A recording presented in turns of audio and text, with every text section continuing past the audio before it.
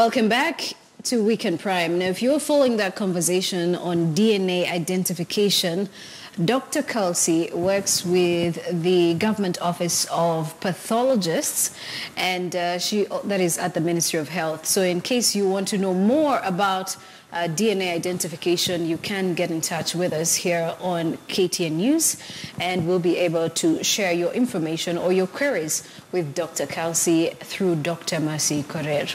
Now, of course, today we are looking at a number of conversations that have been had throughout the week. Of course, on Tuesday, we had the detailed Supreme judgment that was read by our justices or judges of the Supreme Court, and that detailed information, amid all of that, there were several things that happened, and we highlighted one of them during the first part of Weekend Prime, which was the journalist who helped a man with a disability to move to safer ground. And of course, that elicited a lot of conversation. Most of it good, where people were asking, what happens to us during the political season? Is it that we all of a sudden adopt hate and let go of all the love we've had for the rest of the year? And, you know, the division around the political season is usually steep. So we would like to have that conversation here. And in studio, I've got the journalist himself who helped this man with a disability at the Supreme Court when they were attacked by a swarm of bees. And that is Victor Muyakane. And we also have in studio with us Paul Wafula, who is a seasoned journalist here at the Standard Media Group. And I would like you to introduce yourself for reasons of pronunciation. Marilyn Kamuru. Marilyn? Kamuru. Kamuru. Yes. Yeah, see, that actually was said with a bit of English. And so, lady and gentlemen, thank you so much for joining us.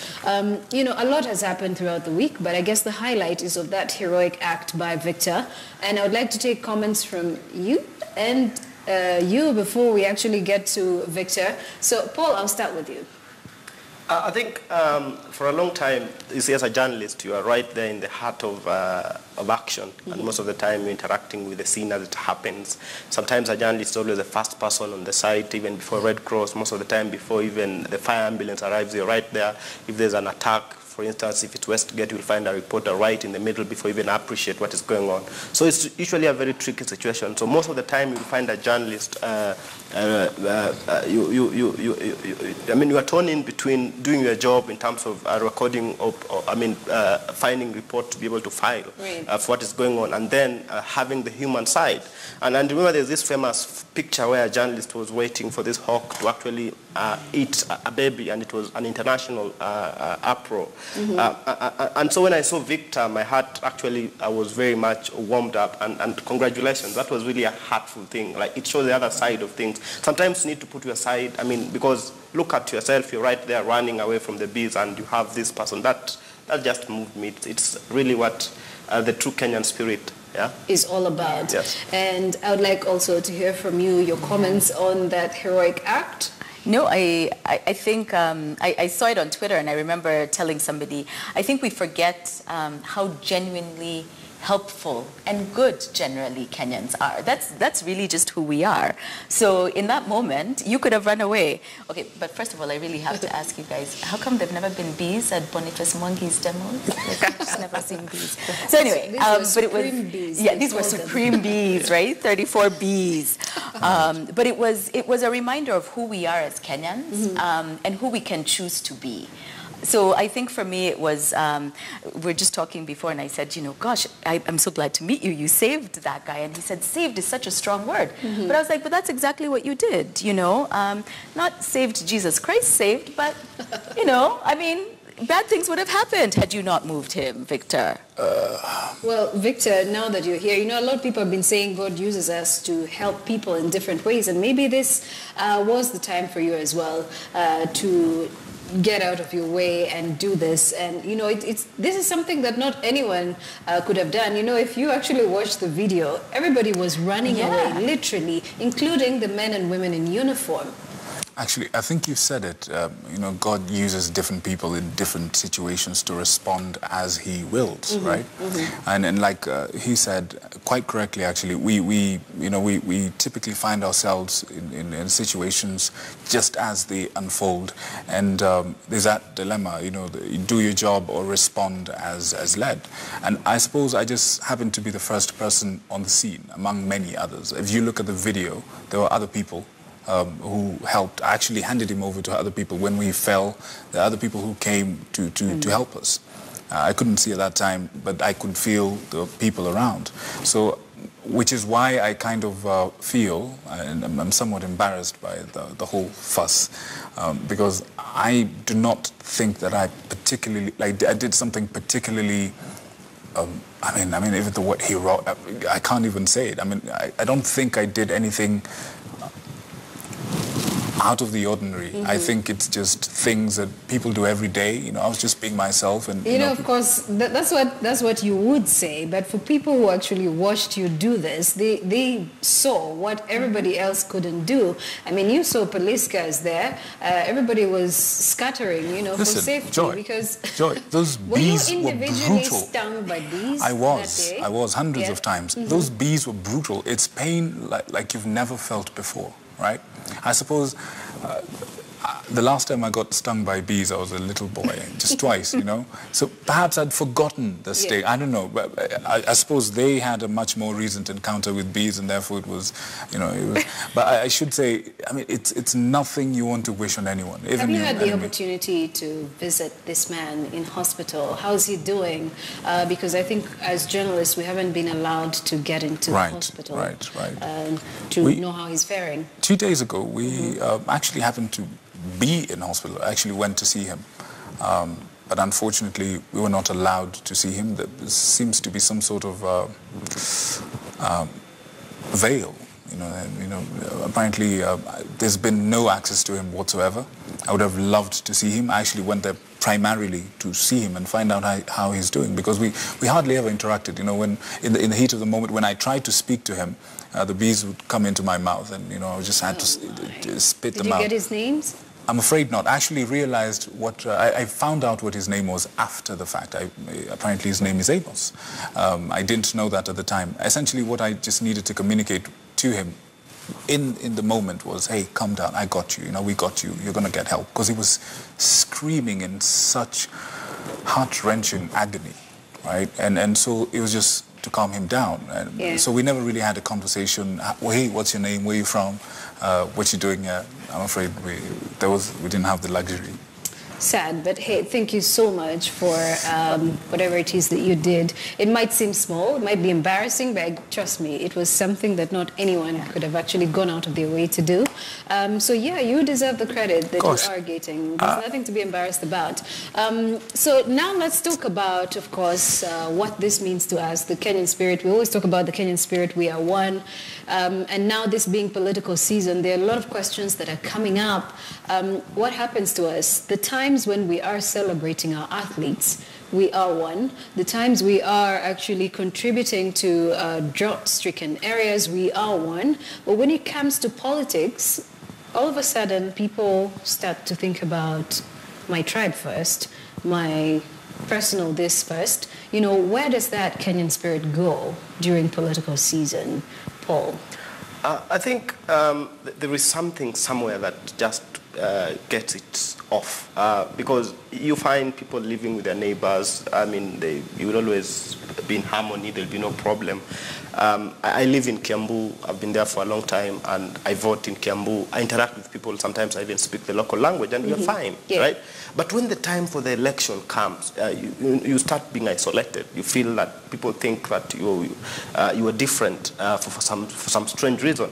So this is something that I really don't understand, Joy, and I think it's just a matter of how politicians have made us look. And if you look at even our voting patterns right from the referendum, you'll realize that if, for instance, Raila Odinga said the constitution is good, you'll find there's one block of the country that will vote for it. Yeah. And if you find Mwai Kibaki say the constitution is bad, another block of the country will say it's all bad. It doesn't matter if people are coming from, properly educated, they're living in the urban centers or in the rural areas. You find the voting patterns just are the same. So it's something that I don't know really what goes on at that polling booth in terms of what goes in your mind, what really are you going to vote for. But I think as the generations go by, this might be something of the past. Right.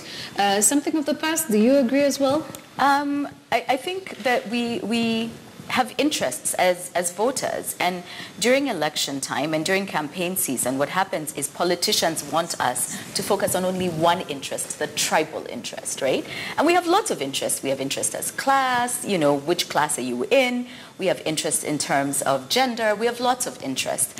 And so I think it's for us as Kenyans to continue to start injecting our various interests and to start interrogating the priorities that we give the various interests. So what happens is it behooves the politicians to say, let's make this all about tribe, because it works for them. It helps hype and create an environment where people look like they're going to have, inevitable wins in certain regions and others.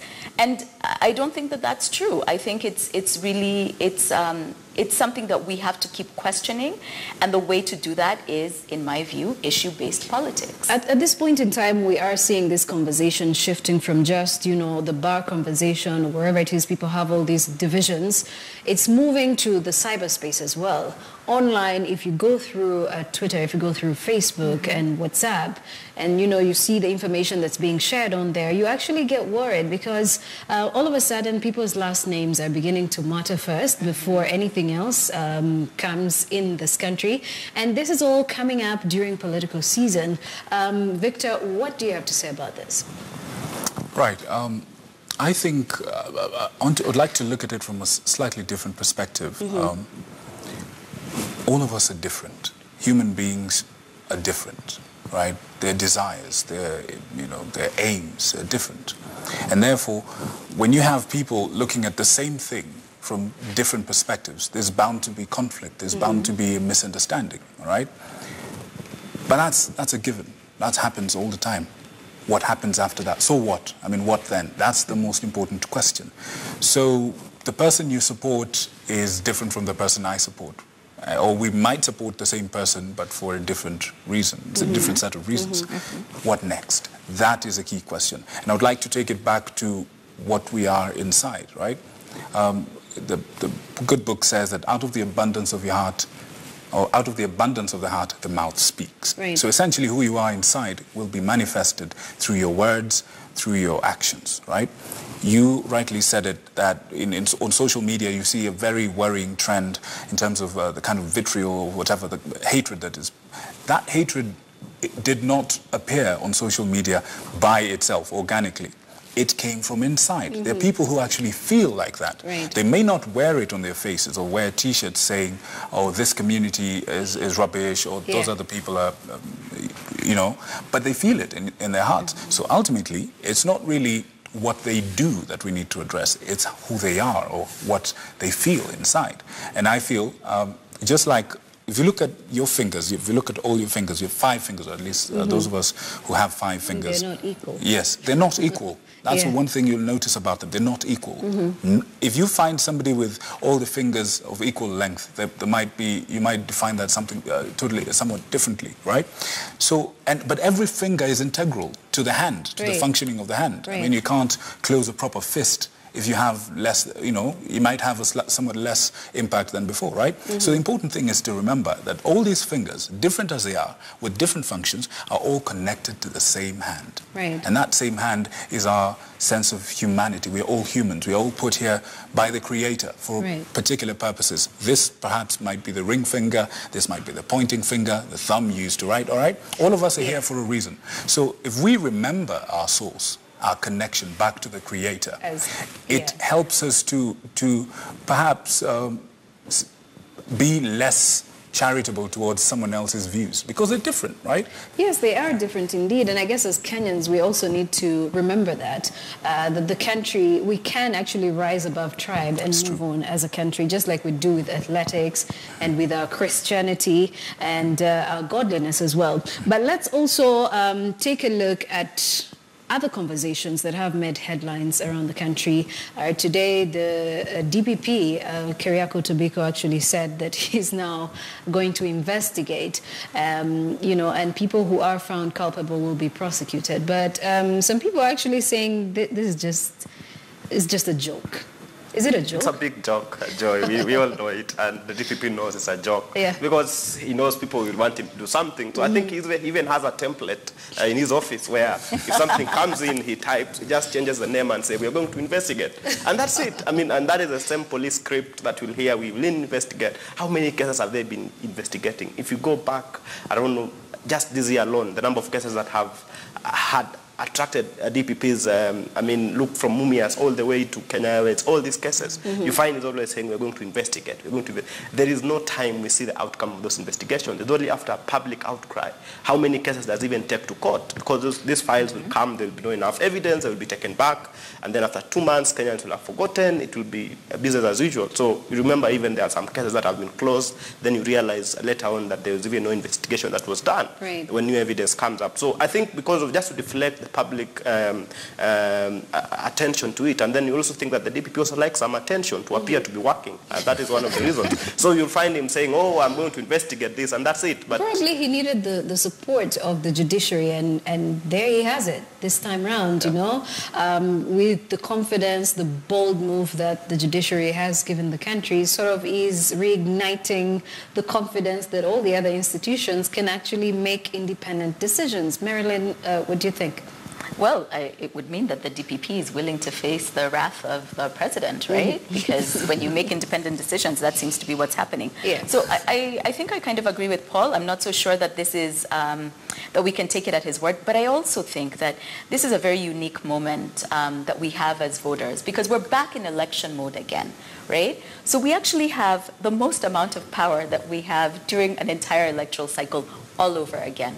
So part of the reason that DPP is acting is because there is an enormous amount of outcry about, we can't have wasted that much money on an election.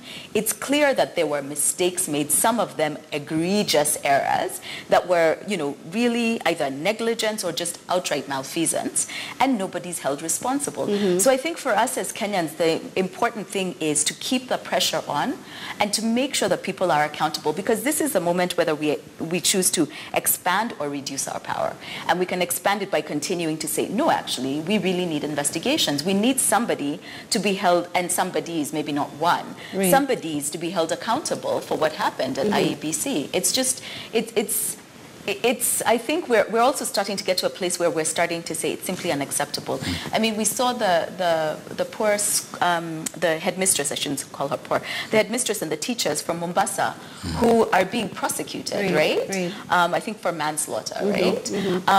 And they're being prosecuted because a child fell through a hole, right, in the bus. And absolutely they should be prosecuted. Can we see the same from Way Girls? Can we see the same for IBC? Who are these special people in Kenya that are above the law? So you think the law is being discriminative? I think it's being applied selectively, and that's at the office of the Director of Public Prosecution. All right. Yes. Let's now talk about, let's now shift gears a bit away from politics and talk about something that has been ailing the economy. Within the country today, even amid all the politics, the economy seems to be reacting in different ways. After the first Supreme judgment, we did see the NSC, I think, lost about 120 billion shillings. That was recouped days after, or recovered, I say, days after. And then later we did also see the fact that the markets have been, up and down. Tourism in the coast, studies are showing, is beginning to suffer. Forward bookings are being cancelled. And we are seeing, of course, if you take a look at the brands in the market today, not that it is connected to the political situation, but Nakumatt has been going through a whole phase of turbulence. And all of this is happening at a time when we possibly are supposed to be picking up pace economically, because maybe by this time we hope to have crossed over into growth of 6-something% in the country today. But that's not happening. In fact, some analysts are reviewing downwards Kenya's economic growth to about 5.4, 5.3%, which are not good numbers at all. So what do we make out of all of this? I guess we should start with the Nakumatt issue, because I think everyone at this point is shocked. We're coming from a time where Uchumi has gone through the same, and now we are seeing Nakumatt as well going through the same, and is being bailed out by another chain that has had its own set of issues along the way. Paul? I think what is happening in the economy is something that we all need to pay attention to, because at the end of the day, it will boil down to how many people lose their jobs, how many people get employed, how much is KRA able to collect in taxes, and at the end of it all, how much of this can now be able to take care of our recurrent expenditure and other bills. So even as we come out of the political season, remember, Joy, this current government has not been able to reach the 8-point-something%, 8.2 that Kibaki ever reached. We've been doing the best about 6%, and the first quarter we were at 4.9%. We are not likely to do better, because the whole of this year has just been an election year. If you were to see from March, we are going to June. August was the worst. For every a survey indicated that August was actually one of the worst months this year in terms of the business environment, and we are going back to October. So after October, by the time the president is sworn in or whatever happens, you will find that the whole year has actually been consumed into election. Right. So the economy is really suffering. Now, if you are at a place where you are at Nakumatt, where credit has slowed down to maybe 2%, where your suppliers who cannot fund themselves to actually supply you, and you're on the other side hoping that you can actually be able to run your business, then you are in the thick end of things. So probably you look at a situation whereby you will have expected that Nakumatt will find itself in a situation where the economy is doing well and it can actually look for other safe havens to help them. But if everyone else is suffering, then you actually go down. That's why the only reason way out probably is to get help from your brother. And we hope that happens. And the Nakumatt problem is not just, if you look at even what's happening at Uchumi, it's almost the same problem. And right. If you escalate it even to the other retailers, they're not doing so well, so to speak. So they're all fighting for the same space. And remember, there's been a lot of competition that's coming even in that space. So Nakumatt problems cannot just be looked at in isolation, because it's affecting hundreds of other companies that actually, including banks, who have their money held in there, and other small businesses that actually have their goods and there. They have more than 2,000 employees, depending on the retail chain. So right. And remember, where Nakumatt is, every store it goes into the anchor tenant for a mall. So if you have a mall that depends on Nakumatt, people walking into Nakumatt, if Nakumatt is struggling, remember all the other businesses around there. And they recently closed Next Gen. If you actually went to the Galleria at Nakumatt, was almost empty half the time, and a lot of other stores as well around the city. Victor, what's your take on this? Personally, I think going forward, we should look for ways to sort of insulate the economy, as it were, from some of these things that happen that supposedly are unplanned. Like, for instance, this year, you mentioned quite rightly, Paul, that we've had the elections, right? And then previously we had the drought, right, which affected the food, the commodities and all that stuff. We've had a number of things, so-called natural causes and perhaps unnatural causes, if you may, politics and all that. But we knew this in advance, right? The people at the Met Office knew about the drought in advance.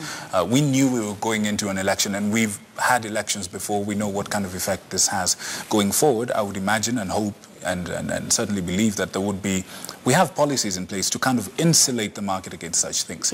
In regard to Nakumatt and Uchumi and all those things, sometimes I think, ours is a growing economy, and if we compare ourselves to some of the other countries, probably more developed countries, sometimes things, and I know this is going to sound straight from the left field, but sometimes things have to fall down so that they can get up. Sometimes we have to, we can't keep pumping support and money into something, a formula that quite simply isn't working. It's not, what I think about Uchumi and Nakumatt is a formula, a business formula that isn't working anymore. Otherwise, they wouldn't have been collapsing. Uchumi, you could say, oh, there must have been... But what would you say about the other brands as well that have fallen? You know, yes. we're talking about Everready that blamed a huge importation of international brands which killed their local brands, and they ended up closing shop and focusing on something different altogether. Brilliant. That's certainly a valid point. Now, just on the supermarket end, here's the thing. Uchumi, you could say that, you know, those stories about money had been stolen and everything, right? Yeah. Nakumatt, we've not necessarily had access to their books. We don't know what's happening, right? But I would, just from where I stand, I see it's a formula that's not working, right?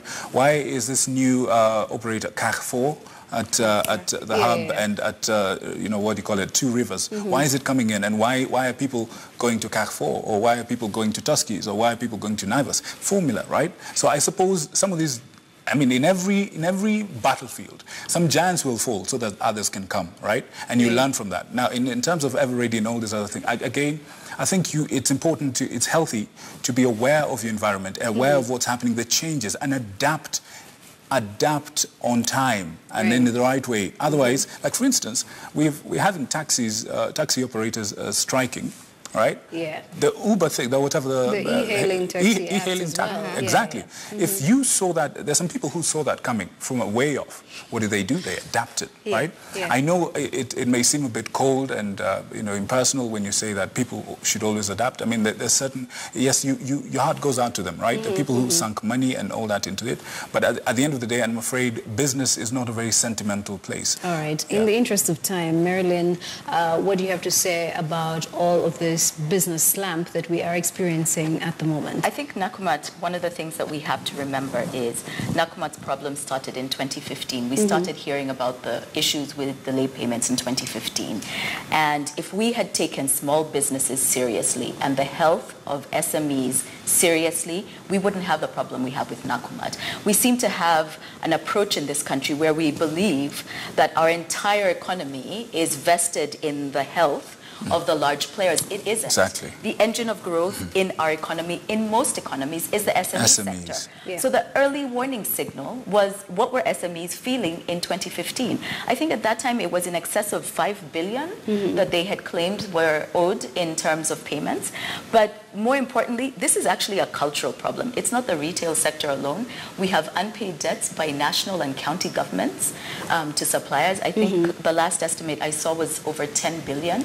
So all of this is happening to SMEs, to entrepreneurs, and what they're doing is they're making very different choices. They're laying off people. They're not paying their landlords so that they can pay salaries, or paying half salaries, or paying salaries late. They have real impacts on people. So I'd really like to start seeing politicians stop focusing on a presidential election and start focusing on what is happening to the lives of Kenyans, you know. And this economic environment is not helped by some of the inflammatory statements that we're hearing on both sides. Right. In fact, what it's actually doing is it's creating an environment that is more likely to reduce our growth in the future. Because to the extent that you actually start to undermine the judiciary is a core tenet of attracting foreign direct investment for local investors, because you need that kind of protection. So when you start bringing down a whole institution, and our economy is already suffering, you're actually setting us up for failure next year and the year after. And the year after, all right. Thank you so much for joining us on this edition of Weekend Prime. Let's just take some of the views. We're having Stephen, who is saying, have you asked yourself before why the August 8th elections, I guess, there was body bags and heavy police contingent sent to certain strongholds? Well, I guess that question was posed soon after the election, and still also in regard to a topic of discussion. Someone is saying Victor should not think what he did was something light. You know, helping someone out. This man was near death. There we go. We also have Justice Okondo, who is saying, well, we have now called Victor after giving all the hype to Githeriman during elections. Interesting view. You're not compared to Githeriman. And, well, we also have one coming in from Sigrage Limited, I guess. How can we reach Paul Wafula and Victor Muyakane? Their Twitter handles, please. What are your Twitter handles, very fast, gentlemen? At Paul Waf. At Paul Waf, yes, yeah. Marilyn. At Marilyn Kamuru. At Marilyn Kamuru. At Muyakane, simple. At Muyakane, there you go. And we also have some other views here. Our economy is suffering from unprecedented events, such as the Ebola in 2014 and many other issues as well that were unprecedented. But there we go. Thank you all so much for joining us, Paul Wafula and Victor Muyakane, both seasoned journalists, a communications expert, Marilyn Kamuru, and a blogger, I'm told? Yes. No, lawyer. I'm not a blogger. Yes, no. Communications and expert and a lawyer as well. Thank you all so much for joining us in this edition of Weekend Prime. My name is Joy Dorin Bira. Have a blessed weekend.